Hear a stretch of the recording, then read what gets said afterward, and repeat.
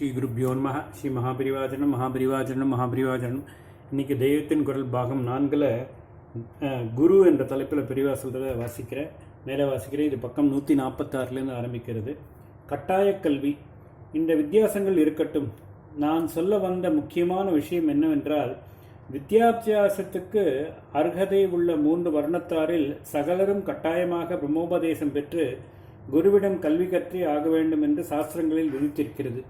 இஷ்டமிருந்தால் படிக்கலாம், இல்லாவிட்டால் போகட்டும் என்று விடாமல் கம்பல்சரி எஜுகேஷனாக நடத்தியிருக்கிறார்கள். இப்படி செய்யாவிட்டால் கடுமையான தண்டனை விதித்திருக்கிறது.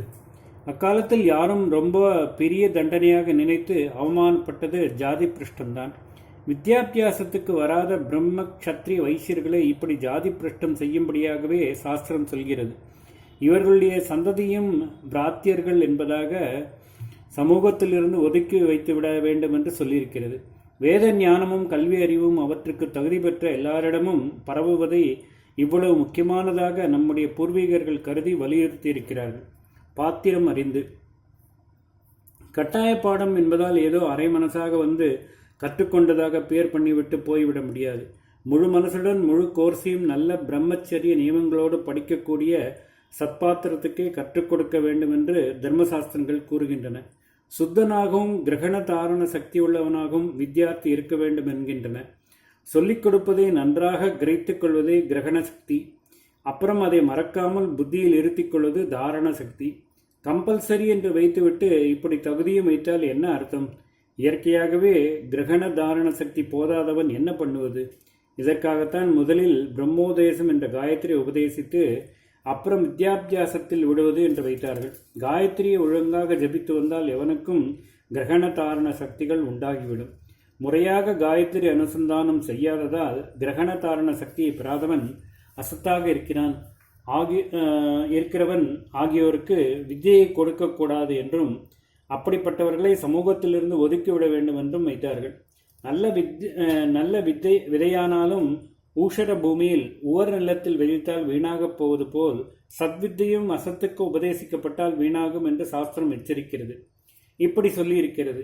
யோக்கியதையுள்ள சிஷ்யன் கிடைக்கவே இல்லை என்றாலும் கூட ஒரு வித்வான் தன் வித்தையோடையே செத்தாலும் சாகட்டும், ஆனால் என்ன ஆபத்து வந்தாலும் அபாத்திரத்துக்கு மட்டும் அதை கற்றுக் கொடுத்து விடக்கூடாது. ஒரு கதை மாதிரி கூட சொல்லியிருக்கிறது. வித்யா தேவத்தை ஒரு பிராமணரிடம், நான் உனக்கு கிடைத்திருக்கிற பெரிய புதையலை எப்படி கவனமாக காப்பாற்றி கருத்தாக செலவழித்து தக்காருக்கே விநியோகம் பண்ணுவாயோ அப்படித்தான் என்னையும் நீ பண்ண வேண்டும். சுத்தனாய் ஜிதேந்திரியனாய் சிரத்தையோடு வித்யாபியாசம் செய்கிறவனாய் இதை நிதியாக சம்ரட்சிக்க வேண்டும் என்று நினைக்கிறவனாய்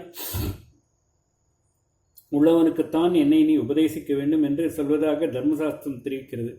அக்கறையோடும் பக்தியோடும் கேட்காதவனுக்கும் தர்ம விரோதமாக வித்தியை பிரயோஜனப்படுத்தக்கூடியவனுக்கும் சொல்லிக் கொடுக்கவே கூடாது என்று மனு தர்மசாஸ்திரத்தில் இருக்கிறது. எல்லா தர்மசாஸ்திர கிரந்தங்களுமே பாத்திரம் பார்க்காமல் பணத்துக்காக வித்தியை கற்றுக் கொடுப்பவன் நரகத்துக்கு போவான் என்று ரொம்பவும் பயப்படும்படியாக சொல்லியிருக்கின்றன.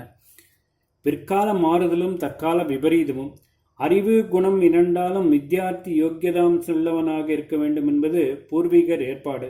பிற்பாடு ஸ்கூல் என்று வைத்துவிட்ட பின் கிளாஸில் ரொம்ப ரவுடித்தனம் பண்ணாமல் இருக்கிறானா என்று பார்ப்பதற்கு மேல் குணத்தை பற்றி பார்க்க வேண்டியதில்லை என்று, அதாவது பிற்காலத்தில் ஸ்கூல் என்று வைத்துவிட்ட பின் கிளாஸில் ரொம்ப ரவுடித்தனம் பண்ணாமல் இருக்கிறானா என்று பார்ப்பதற்கு மேல் குணத்தை பற்றி பார்க்க வேண்டியதில்லை என்றும், அறிவுக்குறைவை வைத்தே ஃபெயில் பண்ணுவது என்றும் அல்லது முதலிலேயே அட்மிஷன் கொடுக்காமல் இருப்பதென்றும் ஆயிற்று.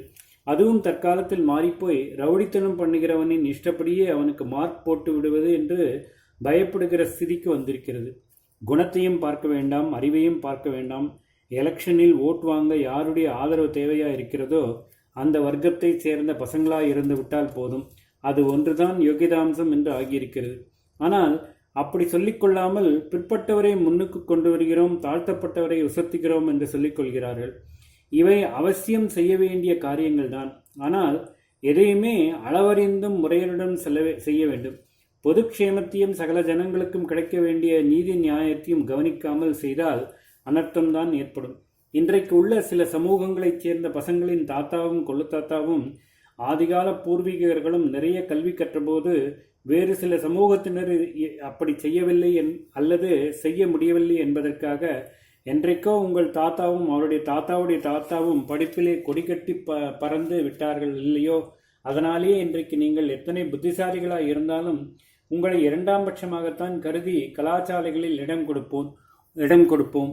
உங்களை விட தகுதியிலே குறைந்திருந்தாலும் யாருடைய தாத்தா முத்தாத்தா படிக்கவில்லையோ அவர்களுக்குத்தான் இடம் ரிசர்வ் பண்ணி வைப்போம் என்கிறார்கள். இப்படி சொல்வது வேறு எதற்கு பொருந்தினாலும் பொருந்தும். ஆனால் பகுத்தறிவுக்கு எப்படி பொருந்துகிறது என்பது புரியவில்லை.